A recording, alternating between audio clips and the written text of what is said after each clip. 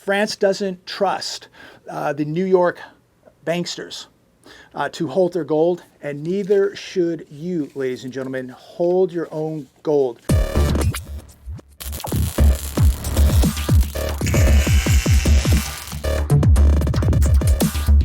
It's Sunday, April 17th.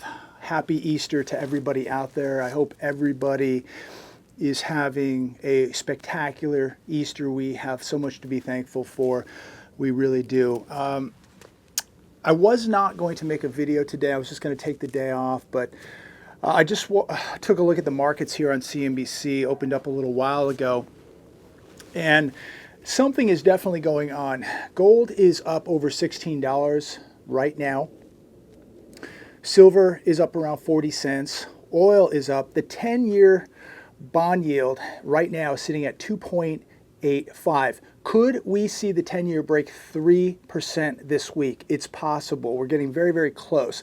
But something is really happening this evening, and I haven't seen any news pertaining to any events anywhere that may be causing this, but Dow futures are down about 150 points. Now, tomorrow, this could all look completely different. We could be up 180 points, gold could be down $20, and silver could be down 50 cents.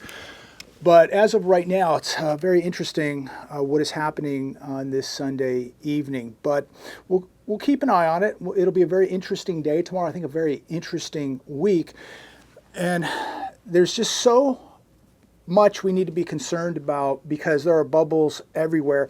And we look, I continue to talk about this housing bubble because we're hearing about it now literally on a daily basis. Inflation. We're hearing about, wage cuts, and we're hearing about recession. We're hearing about the housing market every day. They are beginning to warn you and I that something is coming. And when we look at this housing bubble, how did it form? What caused this housing bubble? And people say, well, it's because there's no inventory. There's no inventory. That's what's caused it. Well, what has caused it, ladies and gentlemen, is speculation. And when investors buy something, and we could talk about numerous asset classes out there, but there's so much speculation taking place.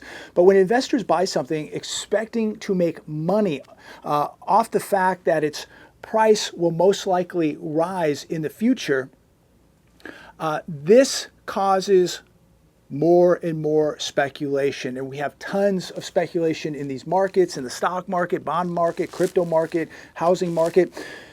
And as speculators buy up more and more houses to make money from the price increases, they actually begin to push up the price of houses by increasing demand. And we've seen a lot of institutional money, a lot of investment money, big investors, small investors, Wall Street institutions get into the game. All of this FOMO that we continue to see, and now the FOMO is beginning to cool down, but we've seen over the past year incredible record-breaking amounts of FOMO, fear of missing out. It is created instability in these markets, which will lead to a huge financial crisis, ladies and gentlemen. And as loans turn bad and people cannot repay these loans, we're going to see big trouble in the housing market. And when people say, well, it's all because there's no inventory, that's what's caused the bubble. That's not true, because right now, and I just Googled this, but we have over 1 million homes still in forbearance, 900,000 homes under construction right now, 1.5 million homeowners, 90 days plus delinquent. You have landlords in multiple states who cannot sell their properties yet because of the eviction moratorium. So there's lots and lots of inventory, and it's getting ready to hit the market. And I believe we're going to start seeing a lot of inventory probably hitting mid to end of this summer. Wow, inflation continues to rise. Wow, mortgage rates go up. And the speculation, I think, is going to reverse course. I'm speculating now that we're going to see housing cool off. I believe we're going to see a housing crash at some point in the not so distant future here in America. But when you have say income's going up 3 to 5% over the past year, but inflation going up 8.4%, we know it's double that. And that means that people are getting a 3.5% wage cut. They're making less. While home prices are going up 20%, do the math, ladies and gentlemen, this does not compute. This will not last.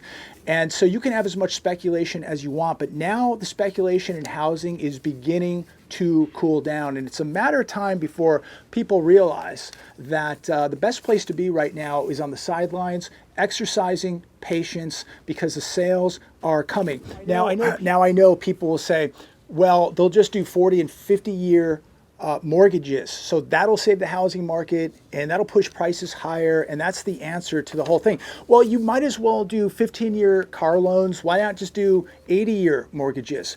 But there are downsides, ladies and gentlemen, to these longer mortgages, such as longer payoffs. Lenders and investors interested in these loans will often charge a higher interest rate to give you one of these loans. You'll likely end up paying more in interest, even if the interest rate is the same or even lower. If you take a loan, for example, $225,000, a $225,000 loan on a house, say that you purchased for $250,000 at 4%, at a 4% mortgage rate. With a 40-year mortgage, your monthly payment is $940 and change.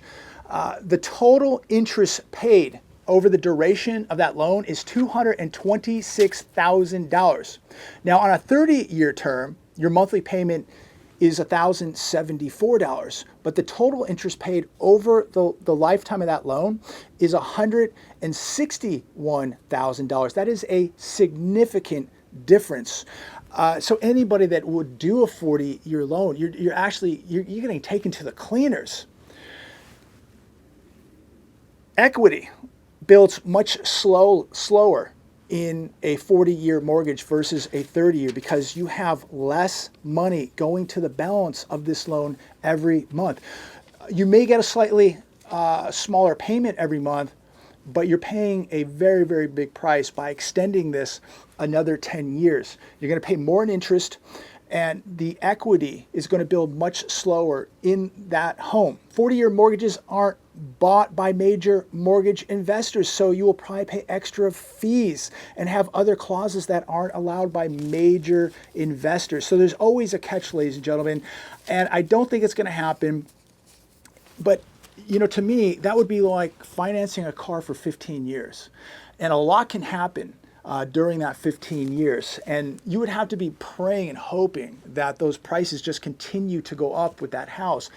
But how many people will even be alive in 40 years? So, I mean, this is when you know you're getting to the top of this major bubble, when you begin to see these type of exotic loan ideas take place. And we have so many unhealthy loans out there right now. Many people 3% down on these houses have barely any skin in the game. And you look at the amount of debt that the average American is carrying that has a mortgage right now. It is, they are one little event away from big trouble. They have so much debt. We know for a fact that many people that 35, 40, 50% of their income is just going to pay a mortgage. How long can this last? And this is why this speculation is coming to an end, ladies and gentlemen. And it is a fact, in my humble opinion, that the housing market is going to slow down. It's happening right now. And it's going to be the hottest cities that exploded and boomed and prices went crazy. They will be the first ones to be the victims of this housing collapse. It's usually those hot markets that went up so fast like a rocket that get hit first, and things seem to stay down longer in those areas. Expect this to last for years, ladies and gentlemen. It's not like this is going to last a few months. It's not going to be a slowdown of a couple months or a year. This could take years before we see a recovery. But first, it must crash and it must collapse, and we are heading in that direction. An article I was reading this evening off the hedge, France has repatriated all of its monetary gold. The Central Bank of France has covertly repatriated 221 tons of gold between 2013 and 2016. All of their monetary gold is stored in their vaults in Paris, in the city of La Souterraine in Paris. 221 tons of gold. What did they know? Going back to 2013, 14, 15, 16, that they did this. If you do not have your gold in your possession, then you don't have it, ladies and gentlemen. That goes for cash, that goes for silver, that goes for all types of assets. If you cannot get to them, and that doesn't mean that you have to keep it in your house. I recommend having it in diverse locations. Don't keep all your eggs in one basket, but keep it protected. And one of the best ways to keep it protected is keeping it out of the banks, keeping it out of the system. And again, if you don't hold it, you don't own it. If you don't have it in your physical grasp, then you don't have it. And this goes for countries, and it goes for you and I. And countries like France, okay, and many, many more realize this, and this is why they began pulling their gold back and getting it out of foreign banks and making sure that it was sitting in their country.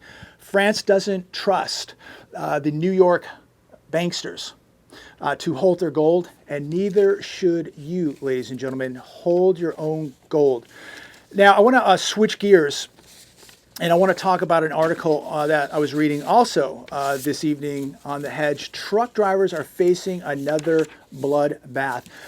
So much is happening right now behind the scenes while we're all being told that everything is recovering, that the economy is on fire, that everybody is back to work. We have a major trucking issue, and this storm of inflation is causing trouble for the trucking industry. Inflation, diesel prices, and overcapacity in the trucking market is sparking a sudden tumble in freight rates. Demand for freight is slowing. FreightWaves.com says a recession in trucking might be next. Dry van rates are down 37% from December 31st. So comment down below, what does this mean? Tells me that it probably means a couple things. That I think less goods are coming on those ships to America. And it also tells us that people don't have the discretionary spending that they did a year ago. 11% of loads are getting rejected right now, way down from the 25% at this time last year. Now, truck drivers who have entered this industry in recent months are scrambling to stay profitable, and some have already stopped driving. And let's not forget, they want to try to replace truck drivers with these self-driving vehicles. So if you're in the truck driving industry, please comment down below. What do you see happening? Is it slowing down? Are rates going down? Have you heard about self-driving trucks and the phasing out of physical drivers? So again, why are we seeing this slowdown? 84% of Americans said that they are cutting back, according to Bloomberg News. Consumers are buying less durable goods. We know that as a fact. Remember, more people are heading to the pawn shops now. I shared this on my last video, as a friend of mine called me a few days ago and said he just cannot believe the amount of people now pawning goods at his pawn shops and how much money they are lending out. He says it's been flat for a year. The last 4 weeks, it's just record-breaking. He says just never seen anything like it, how quickly this thing just picked up. And so that, again, is another canary in the coal mine. Pawn shops. When people are that desperate that they're going down to the local pawn shop to sell goods, not sell, but to lend. And most of those people, as you and I know, will probably never come back. They're taking the money. They're never going to come back for those goods. They're taking the cash and they're going and paying bills. So they're never going to come back to pick up those items. And this is another telltale sign of where we're at in this economy, in my opinion. I mean, we don't really talk about pawn shops, but I think we're getting a really good barometer off of that story, off that update of what's happening, where now people are tapping out the credit cards, the stimulus money's gone, the savings is gone. So now maybe they have to sell some jewelry, maybe they're selling a guitar, maybe they're selling some power tools just to get a few bucks to keep feeding the kids or paying the electricity bill. Back to this article. What will we see in the driving industry, in the truck driving industry? And we know that I think they legalized, at least in some states, that now you can be 19 years old, get a CDL, commercial driver's license, you can have a criminal record, you can have zero experience, and you can be hired in this industry. So if you're in this industry, if you're in the truck driving industry, are you seeing this? Are you seeing new drivers, young 19-year-old, 20-year-old drivers, zero experience? So many businesses so desperate for workers, they're taking people with criminal records. I don't know about you, but I don't know if I want 19-year-old kids driving 80,000-pound tractor trailers down U.S. freeways. Comment down below on that. But they're already pricing out the drivers with younger, inexperienced drivers. And they're surely going to try to get away from human drivers and go into self-driving vehicles. It's just going to be more cost efficient for them. But the world is changing, ladies and gentlemen. And again, going back to what's happening, we've got gold at up 15, silver up 17, and the Dow is down 124. So what does this mean for tomorrow? Who knows? Maybe absolutely nothing. But we didn't have anything going on Friday. So here we are, Sunday night, getting ready to see what happens tomorrow morning in these markets. What kind of week will it be? Will it be a volatile week? Will it be a positive week? Are things going to end in the red? I don't know. It just seems like we're going hour to hour with so many events happening still out there in Eastern Europe. What's happening here with the talk of recession? We're already in a recession, ladies and gentlemen. We've already started a depression. And when you look at the real interest, or excuse me, the real inflation rate here in America, you know it's not 8.4, 8.5%. It's over 17% right now. What's going to happen when they raise interest rates in May and again in June? What is that going to do to the housing market this summer? I can't wait to see where all this is in July and August. It's going to be unbelievable. We are going on a very, very chaotic ride here, and it is just beginning. So make sure you sit down, buckle up, get ready, because it is going to be an explosive ride this summer, all the way out to the end of this year and into next year. We are going to see things that we have never seen before. So I'm going to leave it there today. Thank you so much for tuning in. Have a great Easter. I hope everybody had a great weekend. I hope everybody took a little bit of time to continue to prepare, get a little extra food. Share this video. Give it a thumbs up. Make sure you subscribe. God bless all of you. Pray for this country, ladies and gentlemen, and make sure you continue to stay on path, keep preparing. Do not, repeat, do not get complacent. God bless. Have a great Easter.